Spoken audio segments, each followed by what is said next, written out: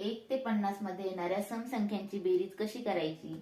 समसंख्या म्हणजे कोणत्या? तर 2, 4, 6, 8 अशा. तर आपल्याला 50 पर्यंत विचारला, म्हणजे 50 पर्यंत शेवटची संख्या ही 50 असते. मग यांची बेरीज अशी करणार का आपण? तर याला खूप वेळ जाईल.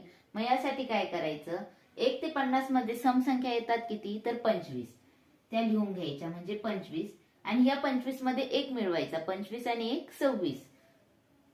26 ह्या दोन्हींचा गुणाकार करायचा. तर 26 पाचे 130, हातचे आले 13, 26 दुने 52 आणि 13 65. म्हणजे 1 ते 50 मध्ये येणाऱ्या समसंख्यांची बेरीज येते 650. असंच जर आपल्याला 1 ते 100 मध्ये येणाऱ्या समसंख्यांची बेरीज करायची असेल तर ती कशी करायची?